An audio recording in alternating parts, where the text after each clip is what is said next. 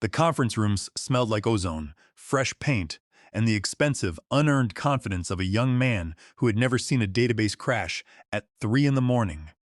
It was one of those modern fishbowl rooms on the 40th floor, all floor-to-ceiling glass and brushed aluminum, designed to make everyone inside feel exposed and everyone outside feel excluded. The cold morning sun cut through the skyscrapers of Newark, casting sharp shadows across the polished mahogany table. At the head of the table sat Hunter Finch. Hunter was 25 years old, wore a Patagonia fleece vest over a designer t-shirt, and had teeth so white they looked like they had been polished in a dental lab. He had been our chief technology officer for exactly 3 weeks. In that short time, his primary contributions had been replacing the break room espresso machine with a tap for cold-brewed kombucha, and referring to our mainframe, the massive system that processed over $2 billion in transactions every single day, as legacy tech debt. The glass room itself was a monument to modern corporate design, costing more in materials than a modest suburban home. Every pane of glass had been treated to reduce glare, and the chrome accents were polished daily by a custodial staff that was instructed to remain invisible. The room was soundproof, yet it felt as though the high-frequency trading floor outside was pressing against the glass, a chaotic sea of monitors and shouting traders. Inside, the temperature was kept at a chilly 68 degrees, presumably to keep the executives alert during long meetings about cost-cutting and organizational restructuring. The glass room itself was a monument to modern corporate design, costing more in materials than a modest suburban home. Every pane of glass had been treated to reduce glare, and the chrome accents were polished daily by a custodial staff that was instructed to remain invisible. The room was soundproof, yet it felt as though the high-frequency trading floor outside was pressing against the glass, a chaotic sea of monitors and shouting traders. Inside, the temperature was kept at a chilly 68 degrees, presumably to keep the executives alert during long meetings about cost-cutting and organizational restructuring. Tobias, Hunter said, leaning back in his expensive mesh chair and spinning a heavy metal pen he likely did not know how to refill. We need to talk about velocity. We need to talk about agility and shedding the weight of our legacy anchors. He paused, flashing a smile that was meant to be collaborative but felt like a foreclosure notice. He meant me. I was the anchor. I sat there with my hands folded on the cold table, looking at him with the quiet patience of a man who had spent 36 years watching technology hype cycles come and go. I was 58 years old. I had been with this bank since before Hunter was a toddler. I wrote the initial assembly routines and COBOL scripts that handled the overnight clearings back in 1989. I had survived the dot-com crash, the subprime mortgage meltdown, and 4 different chief executives who believed that blockchain was the magical cure-all for problems they could not define. I did not smoke, but sitting across from Hunter, I felt the old phantom craving for a cigarette. I wanted to blow smoke in his face just to see if he would cough up his organic yogurt. "Tell me about the legacy anchor, Hunter," I said. My voice was low and steady, the exact tone I used when a server rack began to overheat in the data center. I did not raise my voice because shouting was for people who did not have the root password. Hunter cleared his throat, adjusting his vest. "Look, Toby," he began. He called me Toby. "Nobody in this building called me Toby. You are a legend. Seriously, the work you did to keep the core active is historic. But we are pivoting.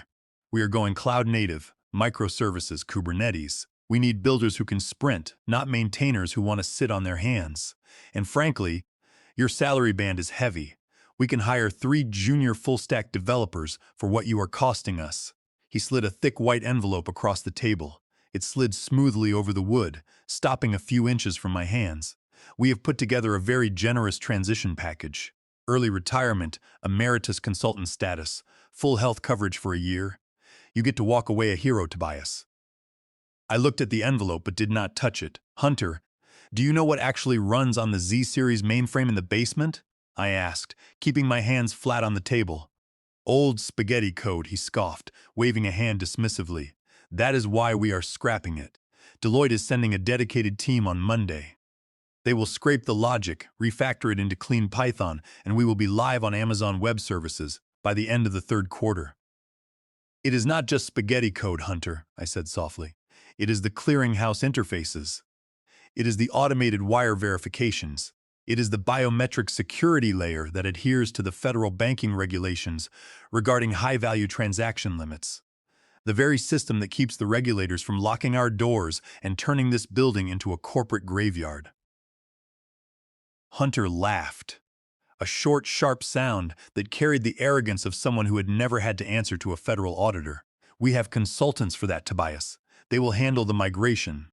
We do not need to keep paying a premium for someone to watch the green screens blink. So, this is effective immediately, I asked. Hunter nodded, his smile returning. Effective immediately. We will need your badge and your company laptop. Security will escort you to your desk to pack your personal things and then out of the building. It is standard protocol, nothing impersonal. I stood up, my knees popping with a sound like a dry branch snapping in a winter forest. I did not look at the transition envelope. I reached into my pocket, pulled out my chipped plastic ID badge, and placed it on the table. Then I pulled out my physical security token, the small device that displayed the rotating access codes, and placed it next to the badge. Is that everything? Hunter asked, looking at my leather briefcase as if I might be smuggling office supplies. That is everything the corporation owns, I replied. I did not mention the other thing, the thing they could not take because it was not written on a card or stored on a laptop. The biometric hash, encoded in the deepest, most secure read-only sector of the mainframe security kernel. I had hard-coded it 10 years ago after a foreign hacker group tried to brute force our administrative accounts. It was a lock that required the physical, real-time scan of my thumb and my iris to authorize any structural modifications to the core transaction settlement engine. Hunter did not know about it. He had never read the system architecture documentation. He probably thought documentation was a genre of documentaries on television. Good luck, Hunter, I said. You are going to need it. We make our own luck, Tobias. He grinned, tapping his temple. Disrupt or die, right? I turned and walked out of the room, leaving him alone with his kombucha and his expensive pen. I walked through the open-plan office, past the rows of junior developers, sitting on beanbag chairs with noise-canceling headphones, typing code that would likely break the moment it encountered real data. They did not look up. They did not know that the foundation of their entire digital world had just been escorted out of the building.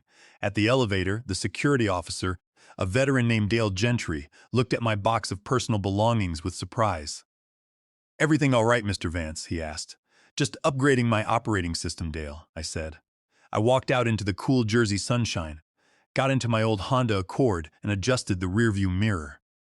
I was going home to water my garden. I knew exactly how long it took for a system to realize its heart had been removed. It would take about 48 hours. Monday morning was going to be very interesting. Saturday morning was quiet and cool, the kind of quiet I had not experienced in over 3 decades. I stood knee-deep in mulch, carefully pruning the dead flowers from my hydrangeas in Cherry Hill. The soil was damp and dark, clinging to my gardening gloves. For 36 years, my weekends had been defined by the constant, low-level anxiety of a pager or a vibrating phone alerting me to database locks, system latency, or batch job failures. Today, my personal phone sat on the patio table, completely silent. I made a pot of hot Earl Grey tea, sat on the porch, and watched a squirrel attempt to raid the bird feeder. I had built that feeder with multiple baffles and counterweights, applying the same defensive design principles I used for the bank firewall. The squirrel stood no chance. I named him Hunter. He was persistent, energetic, and completely out of his depth. The garden had become my sanctuary over the years, a place where the logic of nature replaced the often irrational decisions of the corporate boardroom. Plants did not try to bypass compliance protocols, and the soil did not demand quarterly growth updates. It was a simple system of input and output, water, sunlight, and soil nutrients.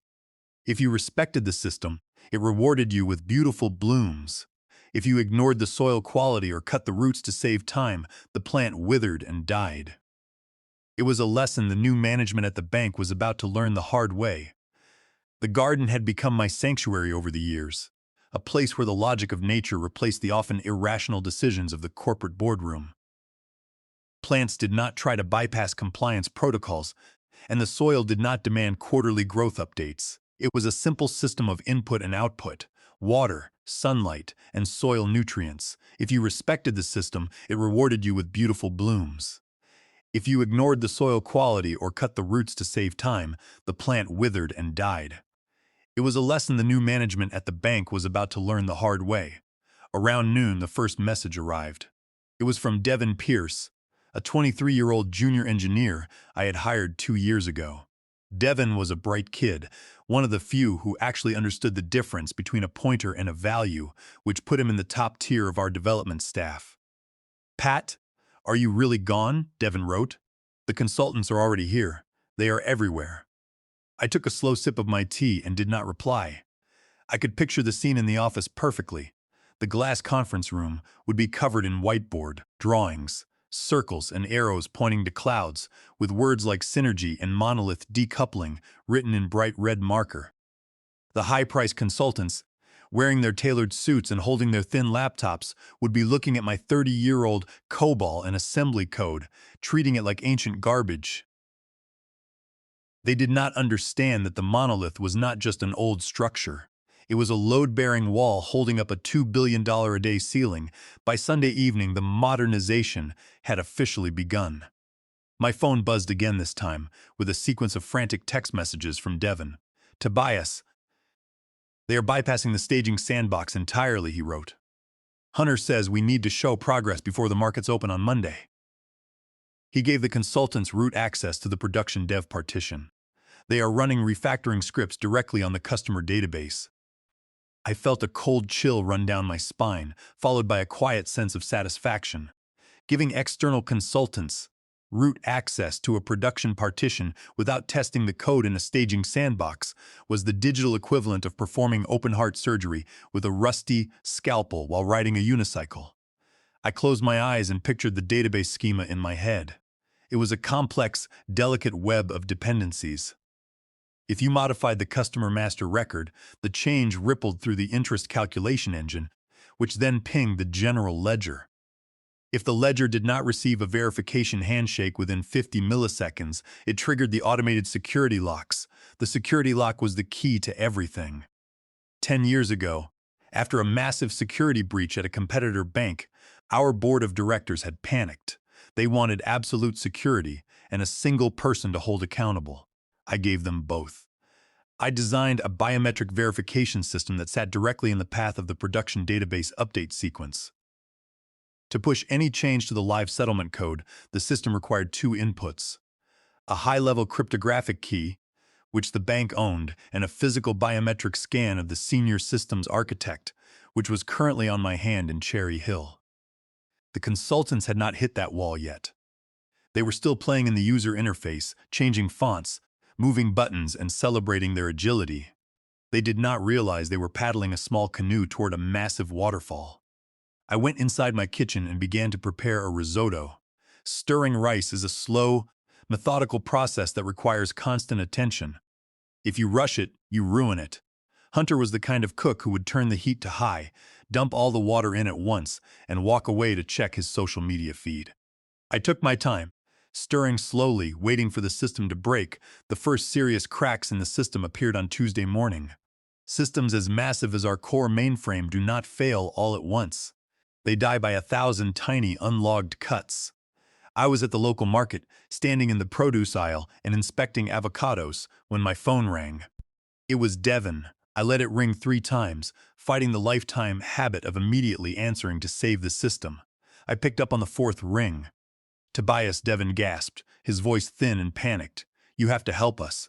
The database is skipping transaction sequence numbers. We ran the morning batch, and the transaction identifiers are jumping by tens of thousands. The compliance dashboard is lighting up with red alerts. But Hunter just told us to suppress the warnings. He said it is just legacy noise." "He told you to mute the fire alarm while the house smells like smoke?" I asked, my voice flat.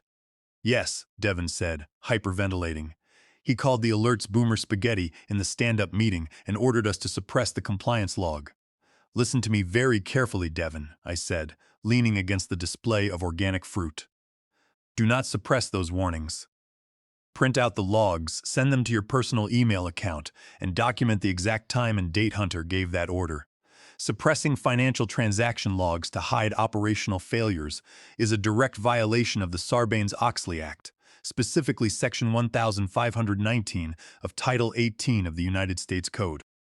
It is a federal felony. Devin, it carries up to 20 years in prison. If you hide those logs, you are an accomplice. Devin was silent for a long moment, the realization of what he was being asked to do finally sinking in. "Oh my God," he whispered. Under the Sarbanes-Oxley Act, Congress had established strict criminal penalties for altering, destroying, or concealing financial documents. Section 82 of the Act was designed specifically to prevent corporate executives from hiding evidence of fraud or system failures. If the federal regulators discovered that the transaction logs had been suppressed, they would not just fine the bank, they would launch a full criminal investigation. The board members, men of wealth and social standing, would find themselves sitting in federal courtrooms, facing the prospect of prison time. Hunter, in his arrogance, thought he was simply managing a minor technical glitch, but he was actually walking into a legal minefield. Under the Sarbanes-Oxley Act, Congress had established strict criminal penalties for altering, destroying, or concealing financial documents. Section 82 of the Act was designed specifically to prevent corporate executives from hiding evidence of fraud or system failures. If the federal regulators discovered that the transaction logs had been suppressed, they would not just fine the bank. They would launch a full criminal investigation. The board members, men of wealth and social standing, would find themselves sitting in federal courtrooms, facing the prospect of prison time. Hunter, in his arrogance, thought he was simply managing a minor technical glitch, but he was actually walking into a legal minefield. "How do we fix the sequence jump?" Devin asked, his voice shaking. "The consultants are trying to force a database reindex on the live transaction tables right now to clear the error." "They are doing what?" I asked, almost dropping my phone. "Reindexing a live database during business hours is absolute suicide. It locks the transaction tables, no one can read, no one can write, and the entire banking network will freeze." "Tobias Hunter gave them the go-ahead," Devin said. "He told them to move fast and break things." "Well, he certainly succeeded in breaking things," I replied. "Devin, listen to me. Do not type a single command. If you touch that database while they are reindexing, you will corrupt the database pointers and turn $2 billion of customer assets into digital confetti. Go to lunch, Devin. Take a very long lunch." "Tobias, please," Devin pleaded. "Just give me the database override passcode. I know you know it. I did know it. It was a hexadecimal string I had memorized decades ago. 0x4 alpha unlock, override off PW. It would release the table locks, abort the reindex, and restore stability." "I cannot help you, Devin," I said softly. "I am retired. I am just a legacy anchor dragging down their velocity." I hung up the phone and placed the avocado in my basket. By Wednesday afternoon, the system was in a state of advanced decay. The bank was trending on social media, with thousands of customers complaining that their mobile applications showed a balance of $0, or that they could not pay their rent. The bank's official accounts were posting generic, automated apologies about technical difficulties. Behind the scenes, the situation was far worse. The external consultants had deployed a Python script that was querying the entire database for every single user login, essentially executing a self-inflicted denial-of-service attack from inside the firewall. The stock price of the bank dipped by 4% by the close of the market. And tomorrow was Thursday. Thursday was the end of the fiscal quarter, the day the bank had to reconcile its ledger with the Federal Reserve. It was a hard, federally mandated deadline. If the wire transfers did not move by 4 in the afternoon, the bank would face massive fines, followed by immediate regulatory intervention. The bank's reputation, built over decades of conservative financial management, was evaporating in real time. On television news channels, analysts were discussing the technical failure at length, questioning whether the bank's security had been compromised by outside actors. The board members were receiving panicked calls from major corporate clients who threatened to move their cash to rival institutions if the system was not restored by the end of the day. In the basement of the headquarters, the Z-Series mainframe sat in its climate-controlled chamber, its cooling fans roaring as it processed millions of verification queries, waiting for the one input that could resolve the loop. The bank's reputation, built over decades of conservative financial management, was evaporating in real time. On television news channels, analysts were discussing the technical failure at length, questioning whether the bank's security had been compromised by outside actors. The board members were receiving panicked calls from major corporate clients who threatened to move their cash to rival institutions if the system was not restored by the end of the day. In the basement of the headquarters, the Z-Series mainframe sat in its climate-controlled chamber, its cooling fans roaring as it processed millions of verification queries, waiting for the one input that could resolve the loop. On Thursday morning, the sky over New Jersey was a brilliant, mocking blue. I had booked a hot stone massage and a facial at a day spa in Cherry Hill for 10 in the morning. I turned my phone off and placed it in the locker, enjoying the absolute silence of the tiled hallway. While I was relaxing, the panic at the bank was reaching a crescendo. The quarterly settlement batch had begun at 8 in the morning. The system, struggling under the uncoordinated changes the consultants had made, began to choke. The verification hashes did not match because the consultants had changed the character encoding of the transaction database from the old format to a modern format without updating the translation tables. By 11 in the morning, the system was locked in an infinite verification loop. Hunter, standing in the network operations center with sweat staining his fleece vest, was screaming at the developers to force the wire transfers through. "Just override the check," he yelled. "We have to send the settlement file to the Federal Reserve." That was when they tried the emergency override. I had written the override code specifically to prevent unauthorized personnel from forcing high-value transfers. When Hunter attempted to bypass the biometric checks using administrative commands, the mainframe security kernel reacted.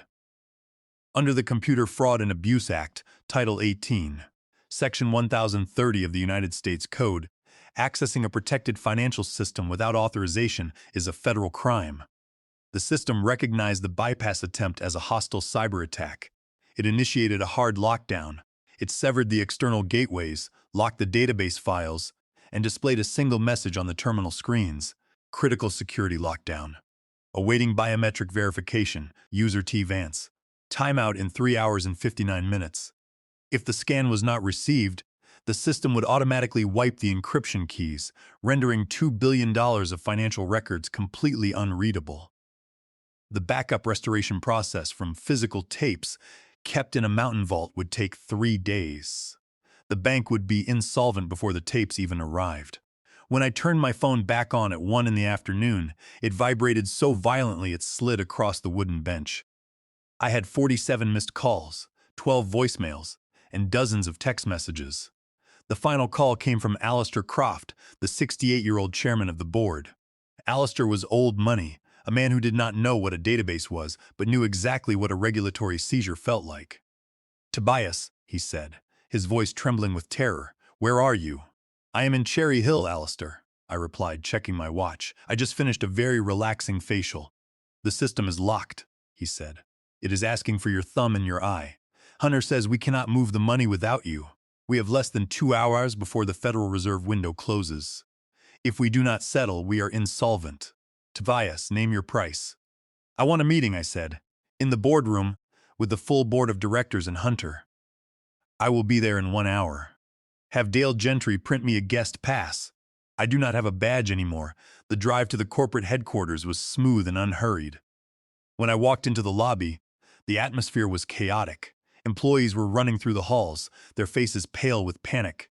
Dale Gentry handed me a guest sticker with a look of intense relief. "Welcome back, Mr. Vance," he said. I stuck the guest pass to my cashmere sweater and took the elevator to the 40th floor. The boardroom was a scene of complete despair. The long mahogany table was covered in empty coffee cups, half-eaten sandwiches, and laptops displaying flashing red error codes. Alistair Croft sat at the head of the table, looking as if he had aged a decade. Hunter stood by the window, his hair disheveled and his face completely drained of color. The arrogance was entirely gone, replaced by the hollow look of a young man who realized he had destroyed his own future. "Tobias," Alistair said, standing up immediately. "Thank God you are here. Please, save the system." I stood at the end of the table, my briefcase resting on the wood. I did not sit down. I looked at Hunter. "It is the biometric lock," Hunter croaked, his voice cracking with dry panic. "We tried to override it, but the system locked us out." "You tried to perform a manual override on a live system without my authorization," I said, speaking slowly. "You attempted to bypass a federal security control, which is a direct violation of the Computer Fraud and Abuse Act, Title 18, Section 1030. Your actions triggered the Automated Intruder Protocol. Did you not read the warning documentation?" Hunter looked at his shoes, unable to speak. Alistair looked at the clock. "We have 70 minutes, Tobias. If you do not scan your hand, the keys are wiped and the bank is dead. Name your salary, we will reinstate you immediately." "I am not going to be an employee, Alistair," I said, reaching into my briefcase and pulling out a pre-drafted contract. I slid the document down the table. It came to a stop in front of the chairman. "I want to be an independent consultant, with an irrevocable contract. The retainer is $500 an hour, with a guaranteed minimum of 40 hours a week, paid quarterly in advance." Alistair adjusted his reading glasses, his eyes widening as he read the terms. "And read Clause 4. Alistair," I added. Alistair read the clauses aloud, his voice flat. "The consultant shall report directly to the board of directors. The chief technology officer shall have no authority over core infrastructure, and all technical deployments must be approved by the consultant." Hunter looked up, his eyes wide. "You want me to report to you?" "No, Hunter," I said. "I do not want to talk to you at all. Clause 4 says you are banned from the server room. You can play with your user interfaces and change the button colors, but you will never touch the core systems again. This is extortion." One of the board members shouted from the back of the room. I turned to face him. It was the director who had voted to outsource our department to save money. "Extortion is illegal," I replied calmly. "This is simple supply and demand. You have a demand for a thumb that opens a $2 billion lock. I supply the thumb. The price is the price." Alistair looked at his legal counsel, a young woman who looked terrified. "Is this contract enforceable?" he asked. "Yes," she whispered, her voice shaking. "Especially Clause 7, which states that any attempt to bypass or replicate the consultant's biometrics constitutes a breach, resulting in an immediate $5 million penalty."